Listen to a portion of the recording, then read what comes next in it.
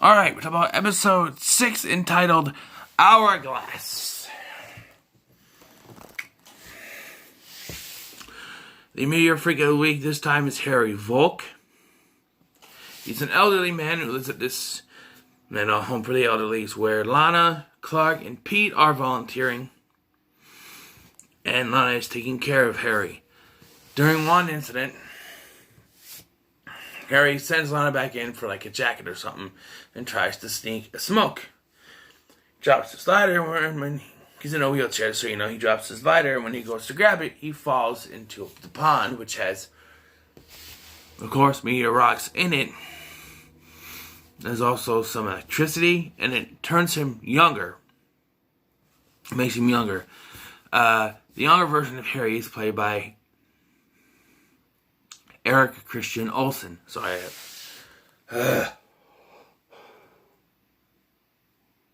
you're really sick of this yawning during my reviews. Eric Christian Olsen is the younger version of Harry. Turns out, when Harry was younger, he was actually a serial killer, and he was charged with murder, and of course 12 jurors sentenced him. And so he's trying to take out anyone related to the jurors.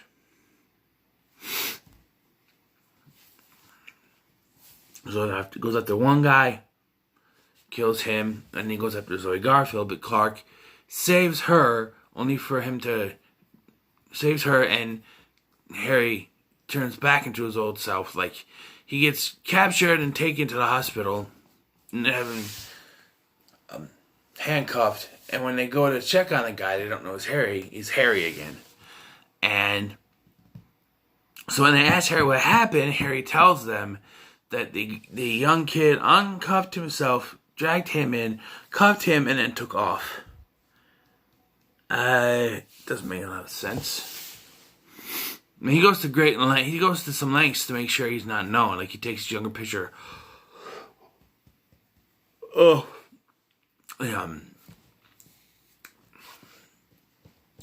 Takes his younger picture off the bulletin board. Yeah, I've always liked this episode. Very good.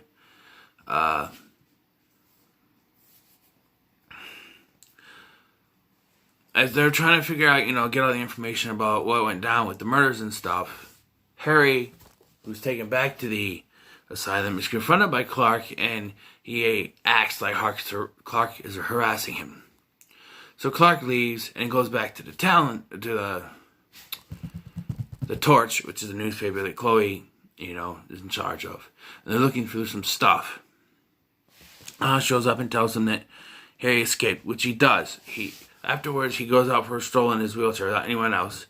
And he goes back in, he gets electrocuted. Now, this seems unlikely. The first time when the electricity went off, it would have short-circuited any kind of electrical current within there. And it's doubtful they would have gotten it fixed by this point, if there was even any electrical current left to be going through it.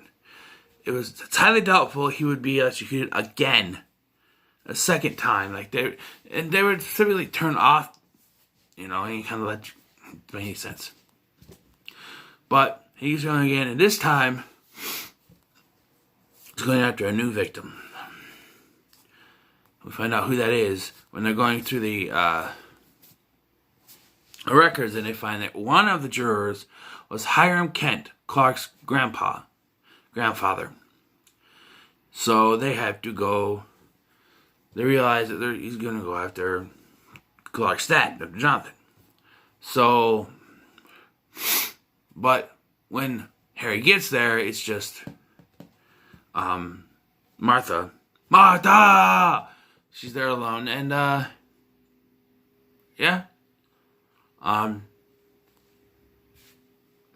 chases her around. They end up at the grain silo, and Clark comes and saves the day. And I can assume Harry's dead. I don't get much afterwards. There's not really any Whitney in this, which is different because she's been on every episode so far. I'm sorry, I don't mean to keep yawning, but he's not really in this. And there's this subplot with Lex, who meets Cassandra. Cassandra is the subplot. She can tell the future by touching someone's hand. And she touches Clark's hand, and she sees a bunch of people he's going to save. And then, this is something I want to talk about. So, with Crisis on Infinite Earths, confirming that Lex Luthor is the president, people have been citing this as being the moment that they're confirming.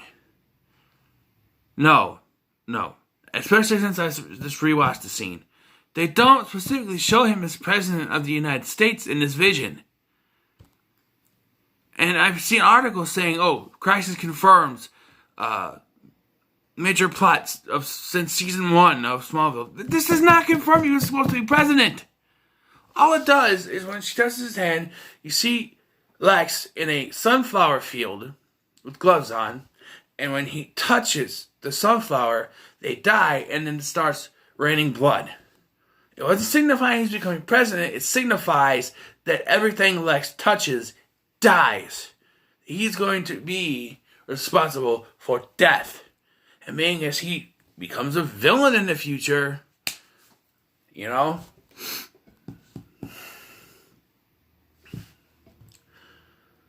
kind of, sort of come true. And this vision was so powerful that Cassandra dies. And that kind of is the end of the episode. Clark comes in, sees her dead, and he's like, he saw her destiny. She saw her own destiny. I'm like, no, she saw Lex's destiny, and it killed her. Now, Lex never saw this. And the one thing that bothers me, people were saying, president. It's been teased since season 1, and finally he's president. It wasn't teased since season 1. This is not... This is not a tease that he's going to become president. The president tease was in the final episode of the series, when they say he was elected fucking president. But everybody keeps going back to this season 1 episode saying, this is the tease that he's going to be president. And they paid it off all the way since season 1. No, fuck off. That's not the tease. The tease was at the end of the fucking show when he said he was elected fucking president. I'm sorry, I apologize, but I've been holding that in. Every time I see an article or something on Facebook, I want to just blurt it out, but I don't, so I just keep scrolling. Here. That's my take on that.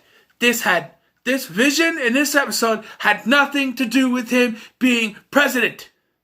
The only thing we get about him being president was at the end of the fucking show, in the final episode, in the future part, where they say Lex is president. There's also something in a alternate future in 2020 where Lex is president, supposedly. That's maybe the first one, I guess. But then this is a straight confirmation. At the end, he's president-elect, which means he's going to be president. But everybody keeps citing this. There, I got it off my chest. I feel better, don't you? But yeah, this episode is one of the memorable ones. I always like to rewatch it now and then. It's one of the first DVDs I rented from the library, actually. I remember watching this one. So, yeah. What are your thoughts on this episode of Mental Council? Like, share, subscribe, and I'll see you.